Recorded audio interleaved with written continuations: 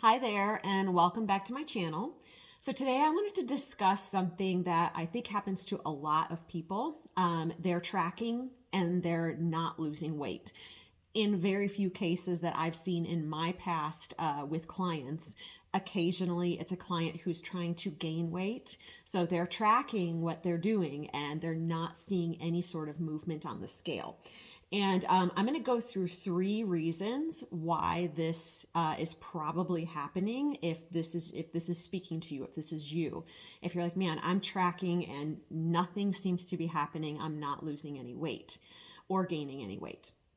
I'm going to give you 4 potential reasons. So the first, and I'm going to go through these in order of importance or in order of what I see to be like the most common reason for people to not be getting a result from tracking, to the least common reason that they're not getting a result. So the first most common reason that people are not getting a result is because they are not tracking accurately. Now, I don't want this to seem like I'm being judgy, because personally, when I track, which is not very often, but I am a C- student when it comes to tracking. I hate tracking.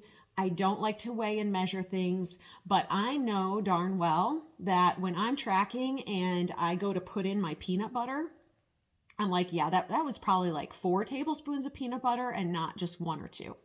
So accuracy in tracking is shown across the board, even among dietitians who do their own tracking studies, generally shown that people are up to 40% off on their tracking, usually not in a favorable direction. So normally people are underestimating how much they're eating.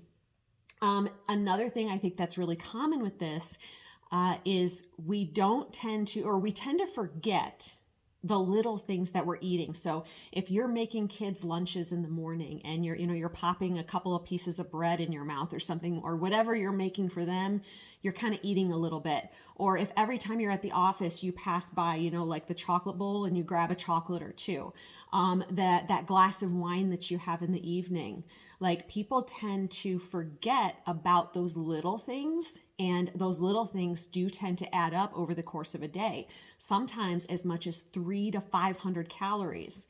So again, that can make a huge difference. So 8 times out of 10, it's not that you're not getting it's just that your tracking is off. You're not tracking accurately. To do that well, though, if you are tracking and you're like, okay, maybe I'm not being diligent with my tracking, I would, for a week, because this is a pain in the butt, use a scale, a food scale, and actually use measuring cups and measuring spoons. Measure out what you are eating. So if nothing else, it's going to be a huge learning lesson, or it'll be a huge learning lesson for you. And you may discover that you are tracking accurately.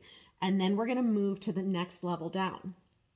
And that is, you've been in a deficit for too long. So, and for those of you, this would be for if you're trying to lose weight, which is probably 99% of my clients are trying to lose weight.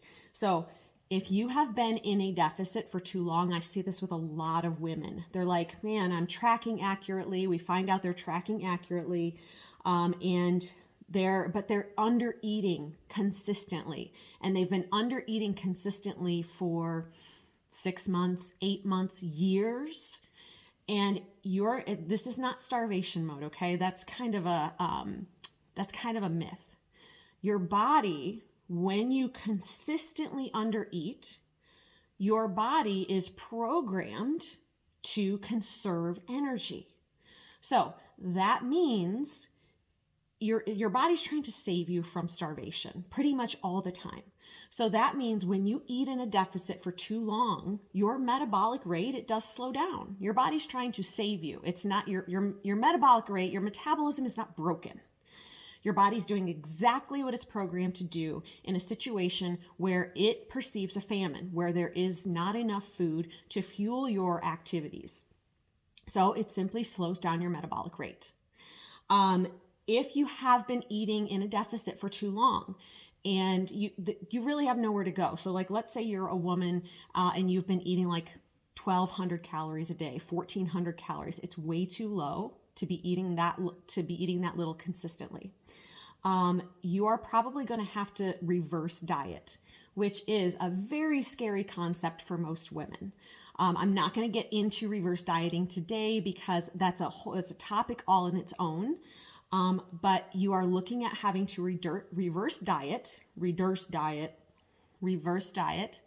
so that you can build your metabolic rate back up over a period of time while you are lifting your strength training heavy so that you don't gain too much body fat. Okay, this is a slow process.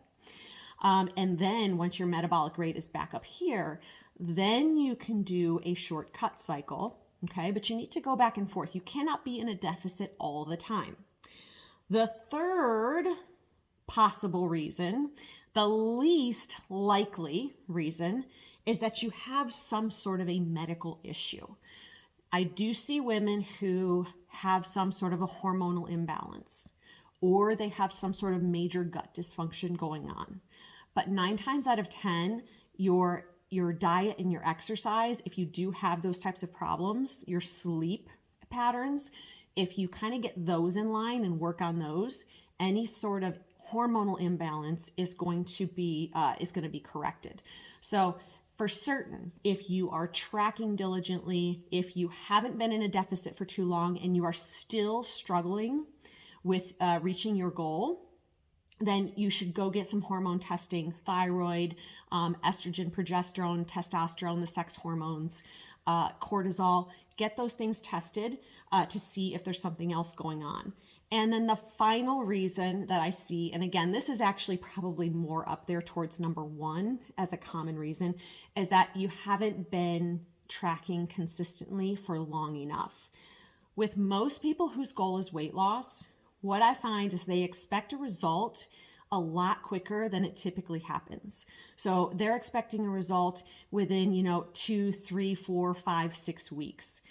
When I get a client in, and whether they're tracking and doing dietary study, or, we're working on the health coaching or the nutrition coaching aspect, or they're doing the strength training or a little bit of both, I'm very honest that to see a real result, you're looking at a minimum of 6 months.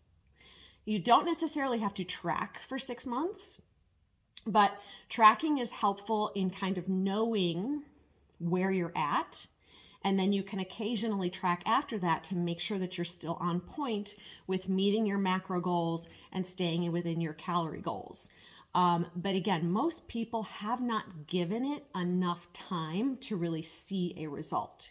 So that's probably right up there with number 1.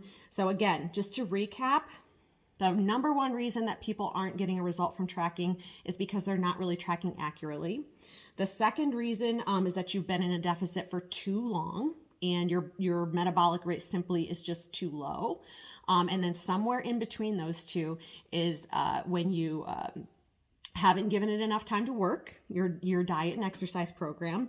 And then the last reason being that you have a medical issue that you need to get checked out. So anyway, I hope you found this helpful. If you have questions, you can feel free to drop that in the comments, or you can email me at kellybailey1980@gmail.com. Have a great day.